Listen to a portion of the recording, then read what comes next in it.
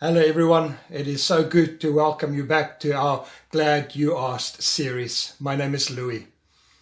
As you look at world news around you, whether in the newspapers, on the internet, on the telly, what do you see? Well, I can tell you that one thing that I see clearly is that this world is filled with evil. Evil exists and it causes a lot of pain and suffering. Over the next two sessions of Glad You Asked, I want us to consider these themes of suffering and of evil. And the question I want to address today is, why does evil exist? And let's start by considering the plurality of evil. There are two main categories for evil that are often used. The first one is that of physical evil. Consider natural disasters like tsunamis, tornadoes, earthquakes, floods, forces of nature that wipes out cities in a matter of minutes. And then there is HIV, TB, malaria, cancer, Alzheimer's, illnesses that affects millions of people across the globe. And then there are pandemics like COVID-19, the coronavirus, the negative effects of which I'm sure we will still see for years to come. And then, of course, there is the greatest evil that none of us will escape, and that is physical death. And alongside physical evil, we get moral evil, willful acts done by human beings. Look at world history, look at the world around us. There's genocide, murder, rape, corruption, abuse, terrorism, bullying, racial injustice, violent protests, theft, hijackings, you name it. You and I have all faced various kinds of evil in our lives, perhaps to certain different degrees, but evil we have faced. We have seen the pain that it causes people across the globe. We feel the pain as it interrupts our lives and that of our loved ones. One Bible dictionary defines evil as harmful, immoral, unethical, bad, or corrupt, the opposite of good and right. Albert Einstein told his atheist professor way back that evil is the absence of God. That is, evil is the absence of what is essentially perfect and good and right, which ultimately for the Christian is God and only God. If you hold to such a view, what do you make of the good in the world, which there is much of, and we can see a lot of good being done? Goodness must surely then be the presence of God, which brings us to the problem of evil. Amongst philosophers, scientists, atheists, Christians, the topic, or rather the problem of evil, has been an ongoing debate. Much of the debate centers around God's sovereignty and the free will of human beings. Many people, and perhaps this is true of you, argue against the existence of God based on the following reasoning. It goes as follows. The first claim is that a perfectly powerful being can prevent any evil. Secondly, a perfectly good being will prevent evil. Thirdly, God is perfectly powerful and good. And then fourthly, so if a perfectly powerful and good God exists, there will be no evil. But point number 5 then states that there is evil because we can't escape it. We see it all around us. And therefore, point number 6, God does not exist. For many, the very existence of evil calls into question, the existence of God. Consider the following chain of evil events taking place, and this has happened several times, and often we hear stories like this. Consider this one case study. A man gets home early from work to surprise his wife with flowers, only to find her in bed with another man, maybe his best friend. And so he turns around and he drives off to the closest bar, and there he drinks his pain away all night long. And as he heads home just before sunrise, he skips a red robot and he crashes into the car of a man on his way to work. The drunk man survives, whilst the other succumbs to his wounds and die. And the son of the deceased man, having grown up and having served in church for many years, looks at this chain of events and turns away from the Christian faith.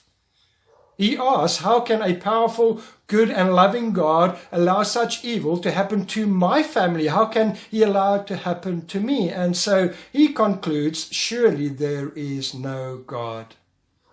And I think this happens more than what we may think of. The son arrives at his conclusion through mere intellectual reasoning. He tries to make logical sense of why such evil came crashing into his life. His mother, on the other hand, continues with a deep-rooted trust in the Lord. She displays godly grief not only for her deceased husband, but so too for her son, who has turned away from God during the suffering. She may even find herself at times being angry at God. I've always say to people that if you are angry at God for evil that befalls you, I regard that as a good thing, because as long as you're angry at God, you acknowledge that God exists. Will we always understand why a loving and good God allows evil and suffering to befall those who love him? No, we won't. If you are watching this and you are asking, how can a good and loving God allow evil? Let me ask you this. How does removing God make the problem of evil and suffering any less of a problem in your life? How are you dealing with the suffering that befalls you?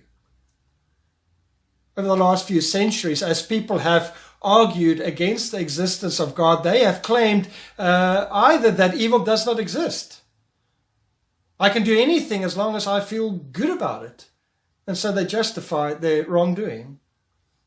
Or else they claim that the solution to evil lies with man himself. And yet with all the technological advances in science, medicine, military intelligence and home security, there has not been a decline in evil at all. And so we need to get our perspective right on evil, which is the third aspect I want to consider. The solution to evil lies not with man, but within man.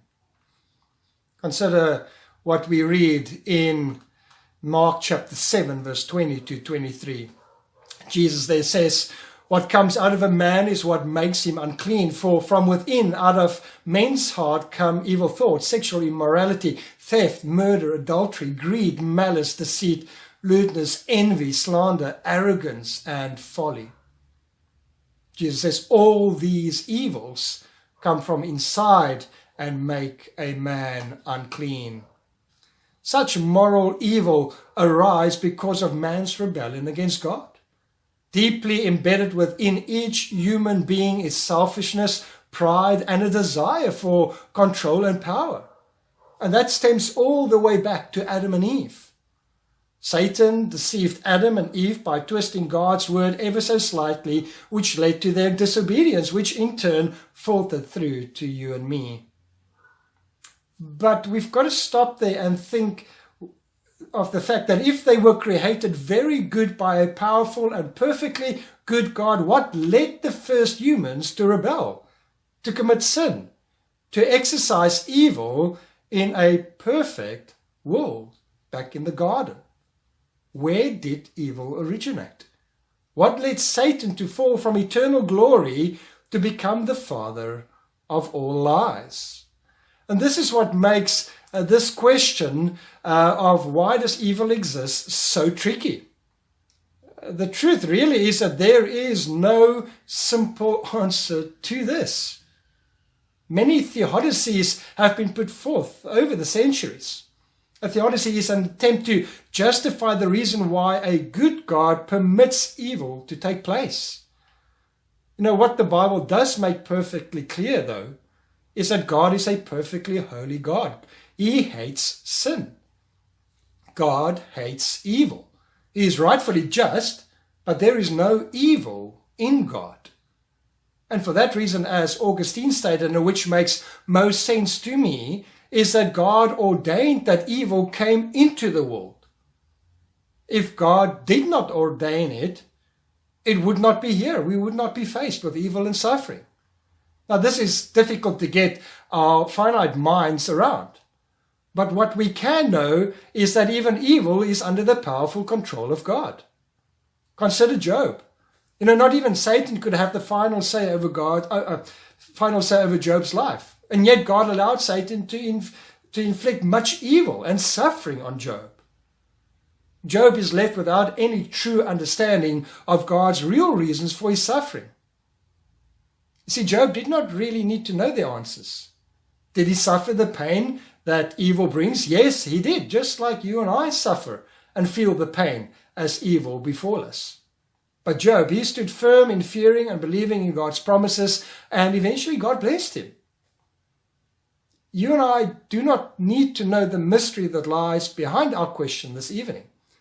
What we do know for sure, which the Bible is very clear about, is that ultimately one day evil will be destroyed. God will rid his creation of all that is bad as he ushers in the new perfect creation and new perfect rule upon Christ's return. What matters is how you and I are going to respond to the very evil that befalls us, or even those that befalls our loved ones. J.I. Packer, in his famous book, Knowing God, quotes John Mackay, who makes mention of an illustration where there's a group of people sitting on a house's balcony watching and interacting with travelers on the road below, the road that travels through that town. He says the following, he says, "Balconeers and travelers may think over the same area, yet their problems differ. Thus, for instance, in relation to evil, the balconeer's problem is to find a theoretical explanation of how evil can consist with God's sovereignty and goodness. But the traveler's problem is how to master evil and bring good out of it." So both the balconeer, the traveler, those sitting there on the balcony and those walking the street, they are all observing the same landscape. But their perception of it is different. And we see a very similar perception when it comes to the cross. Probably the greatest of evils ever committed that this world has ever seen. Here we have Jesus, the only innocent man that has ever lived, die on a cross. That is why those who try to explain or even deny the cross theoretically cannot make sense of it. Paul says in 1 Corinthians chapter 1 verse 18, he says the following, "For the message of the cross is foolishness to those who are perishing, but to those who are being saved, it is the power of God." It may have been the greatest of evils ever committed, but as Jesus hung there on the cross, it was for the greatest of good for you and for me. Hence, we celebrate the death of Jesus on Good Friday. It's not called Bad Friday, it is called Good Friday. R.C. Sproul makes the following point. He says, "Evil is not good, but it is good that there is evil. Otherwise, it would not be in a universe ruled by a perfect God."